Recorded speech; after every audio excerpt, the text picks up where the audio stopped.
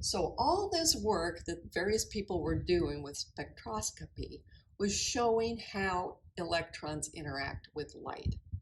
The idea of continuous white light, okay, they're showing the larger section electromagnetic spectrum. They're including the infrared and the ultraviolet, and then this little section of white light, which we know is the rainbow. When you pass an electric current through the sample of hydrogen gas, that's what they were doing when they were trying to observe the emission lines, okay? They turn it into a plasma and let it glow, all right? That current will excite the electrons to higher energies. Okay, so like me jumping up on this chair, only there's a large number of different energies that it could be popped up to. Now, it pops up there by absorbing energy, but it doesn't want to stay there because there is a lower spot. It's the spot it just left. It can drop back down there. If it does, it has to emit the energy that it had gained.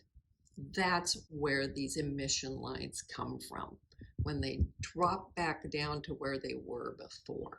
In other words, what goes up must come down. And that's when we can see this stepwise quantum nature of those energy levels. This is the pattern that you get from the simplest atom, hydrogen. There's 3 bands here.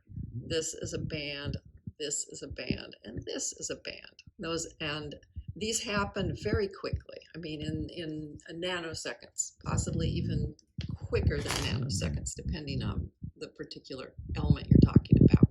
But they'll emit the light that they just absorbed, and that's where these come from. So it's interesting. They've got some other stuff on here. This is called the Balmer series, and you can see the ones that are visible all come from this series. This is the Lyman series. This is in the ultraviolet. There's another series here, and it has a name too, because they were discovered by different people, because different types of spectroscopy. You can also focus on like the visible band or the ultraviolet area. And so you would see these different people get their names on these because they were the ones who ran the experiments that discovered each of them. Now, why are they spaced so strangely? Because you noticed, even within a band, they were not the same distance apart. Well, the fact of the matter is, if all those energy levels were the same size, like the steps going up a staircase are the same size, there would only be one line. You could get a second line if you jumped up 2 at the same time, because that'd be double the energy, and we know E equals h nu, so that would be double the frequency and half the wavelength and all that. But that's way too nice. Reality is much more sloppy than that. However, back then there was very little to do with your time, so anybody who was curious could sit around, work with the numbers, and to me it seems so unlikely that you would find this pattern, and to you it must seem really unlikely that anyone would find this pattern, but believe me, they were really bored and they had nothing to do with themselves. So they were out there just, oh, I wonder if this would be the pattern. Oh, I wonder if that would be the pattern. And eventually they came across the idea that the energy levels inside the hydrogen atom would be, based on a number n, okay? So energy of the nth level would be negative. Why is it negative? Oh, remember what I said about whether you could be a free electron or you were a bound electron? 0 is right between those. If you have more than 0 energy, you're free and you're moving away from the atom and it doesn't have any hold on you. If you have negative energy, well, then you are bound in that atom and you can't get away. Okay, so that's what's going on. These are inside the atom, so they're all negative.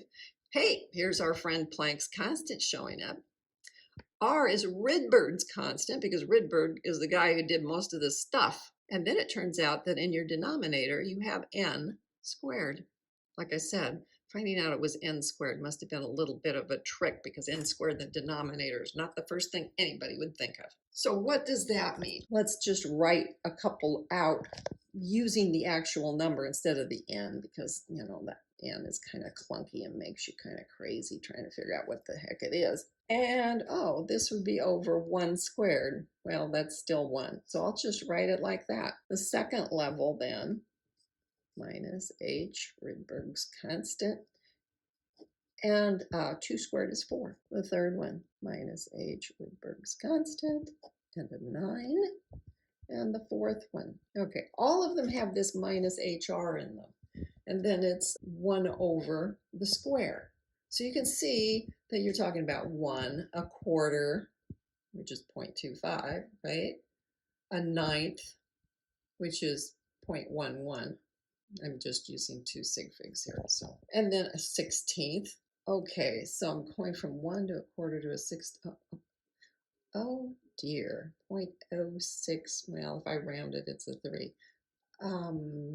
Yeah, those really are not very linear at all. Well, of course they're not linear because they're in squared. But in order to save time, since we see the HR is always there, you could look up that together these are 178 times 10 to the negative 18 joules. Okay, now I just sort of wrote that down and it's like, wait, what? Remember what your H was. That's the 6.626 times 10 to the negative 34 joule seconds, right? And it turns out that Rydberg's constant is 3.29 times 10 to the 15th hertz. But what's hertz? Well, that's 1 over seconds.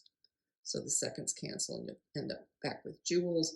This is a big positive. That's a really big negative, so you end up overall still being a very negative. And so sometimes we'll just replace the HR with the number that we know that it is. Okay, so we've established that there are certain energy levels that are bound levels. But it sure seems like there's still way too many lines on here. So what is going on with the number of lines that we see in this spectra?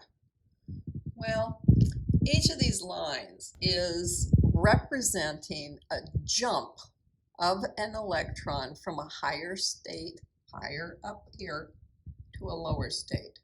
An n number that is larger down to an n number that is smaller. So you see, they aren't all going all the way down to here to the ground state. In fact, the ones that go to the ground state are part of the Lyman series. Those are the ones that are going to have the most energy, that are in the ultraviolet range. The biggest jump that it could be is from 0 down to this minus HR. That's the biggest jump you could have, because if it's above 0, it's a free electron and there's no reason for it to fall down here. It doesn't have to be involved with the atom at all. It's gone, okay? So there is a limit to it, and that is what you see here as far as the highest energy observed. That's the limit within this Lyman series, which corresponds to all the drops being down to the ground state, to the minus HR value for energy. Now, it doesn't have to drop all the way down to 1, to n equals 1. It could just drop down to n equals 2. That's the Bohr series. Different guy did the experiments. So here's the Bohr series. That is the series that includes the visible light ones. It's not as much energy because it's visible and not ultraviolet. Well, of course it's not as much energy. It doesn't get to drop as far. It only gets to drop to n equals 2. So there's a limit again on how far it can drop. And that's why you see the lines get closer together until they just all sort of converge on this most energetic within the series. There is another series up here. They didn't label it. If I recall properly, this is the Passion series. And it is dropping to n equals 3. And so you can see it is even a tighter spread there and ends up with the least amount of energy of the 3. Well, that's what's going on there. I'm just going to show you, if somebody said, hey, what's the Bohr series for 4 going down to 2?